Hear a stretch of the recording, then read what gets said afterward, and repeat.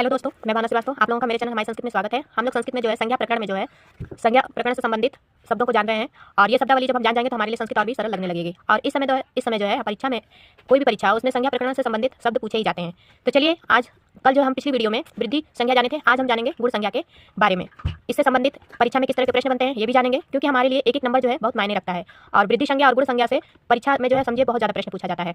ये most important fact या कह सकते हैं परीक्षा से रिलेटेड है। तो चलिए इसको डिटेल से जानते हैं, इसके बारे में जानेंगे, इसका परीक्षा में किस तरह प्रश्न बनता है ये भी जानेंगे, और जिससे आपका जो एक नंबर है वो आसानी से ज्ञान हो जाए। तो चलिए जानते हैं गुण संज्ञा। गुण संज्ञा का जो सूत्र है अदेन गुणः। इसको जब हम टुकड़े करेंगे गुण संज्ञा का, तो अत आएगा पहला शब्द, दूसरा बनेगा एंग और फिर बनेगा गुणः। अत में जो त है इसको नहीं हम लेंगे क्योंकि ये हलंत है, इसके जो आगे का अ है सिर्फ ये लेंगे, और जो एंग है ये एक प्रत्याहार है। तो एंग में जो हमारा शब्द है वो ए और अ आएगा। तो मतलब अ, ए और ओ। उसमें क्या था, बड़ा अ था, बड़ा ए था, बड़ा ओ था। लेकिन गुण में क्या है, छोटा अ, छोटा ए और छोटा ओ। इसको जो है हम सरल भाषा में समझ सकते हैं। उसमें बड़ा था, इसमें छोटा था। हम ये भी कह सकते हैं कि अ, ए, ओ ये तीनों जो वर्ण हैं ये गुण संज्ञा कहलाते हैं, और इन वर्णों का उपयोग जो है संधि में ज़्यादा से ज़्यादा दिखता है। अब हम ये कहेंगे कि भैया ये गुण संज्ञा का जरूरत क्या है, तो जरूरत यही है कि जब हम संधियाँ पढ़ते हैं तो उसमें जो संधियाँ हैं वो किन वर्णों के बीच होगा, इसी से संबंधित रहता है।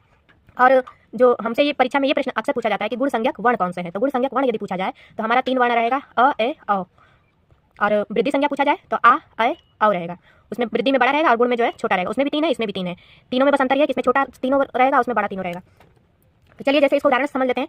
जैसे शब्द है कि संधि में इसका प्रयोग कैसे होता है, रमेश है, तो इसको जब टुकड़े करेंगे तो रमाधन ईशा बना। तो इसमें जो रमा में अ है और जो ईशा में ई है, ये दोनों मिलकर जो है हमारा ए बन जाता है।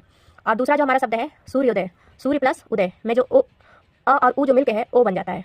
अदेन गुणा जो है गुण संज्ञा का संज्ञा सूत्र है। ये भी प्रश्न पूछा जाता है कि अदेन गुणा जो है गुण संज्ञा का कौन सा सूत्र है, विधि सूत्र है कि संज्ञा सूत्र है।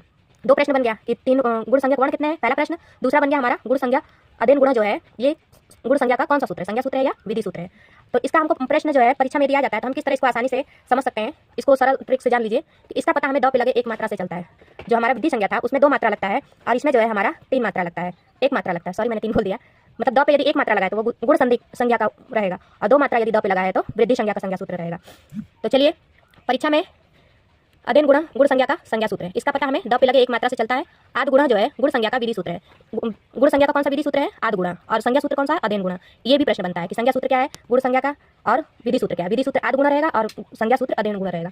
और परीक्षा में गुण संज्ञा व संज्ञा सूत्र खूब पूछा जाता है, तब हम इस संशय में पड़ जाते हैं कि कौन सा संज्ञा सूत्र है कौन सा विधि सूत्र है। तो इसकी पहचान हमें द पे लगे एक मात्रा से पता चल जाएगा। तो चलिए देख लीजिए इसको, अदेन गुणा है तो द पे एक मात्रा लगा है तो संज्ञा सूत्र, आद गुणा है तो द पे कोई मात्रा नहीं रहेगा तो विधि सूत्र रहेगा, द पे यदि एक मात्रा है तो संज्ञा सूत्र, और द पे कोई मात्रा नहीं रहेगा तो विधि सूत्र रहेगा। तो वृद्धि में क्या है, द पे 2 मात्रा रहेगा, लेकिन इसमें जो है गुण में द पे एक मात्रा रहेगा, और